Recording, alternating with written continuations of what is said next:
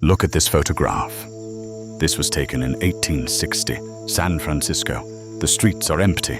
Not a single person, not a single cart, not a single sign of construction. And yet, the buildings are already there, fully formed, ornate, massive. We were told this city was built from nothing, from a gold rush settlement, in just a few years. But look at the stonework. Look at the columns.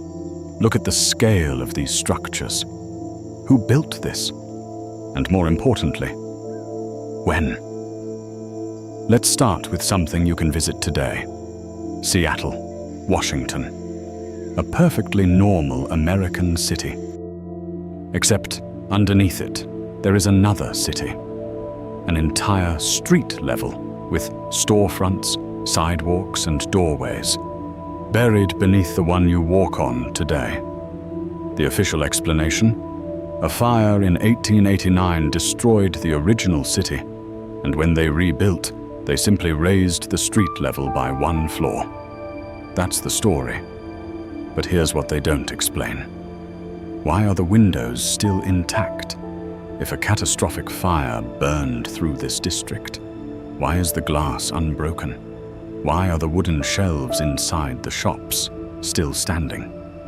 Why does it look less like a burned ruin and more like a room that was simply filled in? Now let's go further. Paris, 1853. Napoleon III orders Baron Haussmann to redesign the entire city. Within 17 years, they demolish 12,000 buildings and construct 34,000 new ones. We are told this was done with horse-drawn carts, with hand tools, with basic cranes. But look at the photographs from this period. Where are the workers? Where is the rubble? Where are the scaffolding, the mud, the chaos that comes with demolishing half a city? The streets look clean, quiet, almost staged. Compare any modern construction project to these images. When we build today, with machines, with cranes, with thousands of workers, our cities look like war zones for years.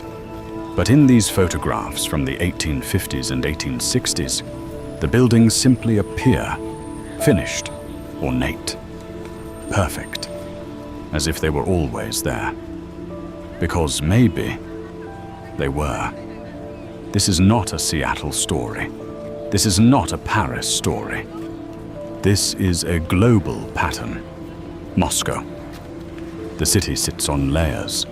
Archaeologists have found entire medieval street levels buried under the modern city, not from gradual accumulation, but from what appears to be a single, rapid burial event. Edinburgh, Scotland. The famous Mary King's Close, an entire neighborhood, sealed underground, preserved almost perfectly.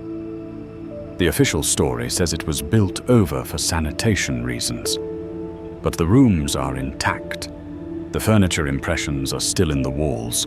The fireplaces are still there. You don't preserve a neighborhood this carefully if you're just trying to get rid of it. You preserve it if something happened suddenly, something you didn't plan for. Now look at the 1893 World's Fair in Chicago. They called it the White City. Hundreds of enormous neoclassical buildings, constructed, we are told, in under 2 years. 2 years for structures that rival the grandeur of ancient Rome. We were told they were made of plaster and wood. Temporary structures. That's why they were demolished after the fair. But here's the question no one asks. If they could build all of this in 2 years in 1893, why can't we build anything remotely similar today with all of our technology in the same time frame? And why, in photograph after photograph, do the buildings look already old, already weathered, already settled into the earth, as if the World's Fair wasn't a construction project, but an excavation? I'm not here to tell you what happened. I don't know what happened, but I know what the evidence looks like. It looks like windows buried in the ground. It looks like street levels sealed beneath our feet. It looks like buildings that appeared fully formed in photographs with no record of their construction. History tells us that civilization is a straight line, primitive to advanced, simple to complex, past to present. But what if the line isn't straight? What if there was something before us? Something sophisticated, something global that was simply covered, not destroyed, not forgotten, just buried. And we are walking on its roof.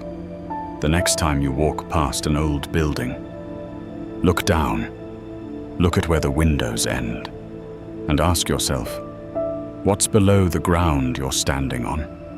And who put it there?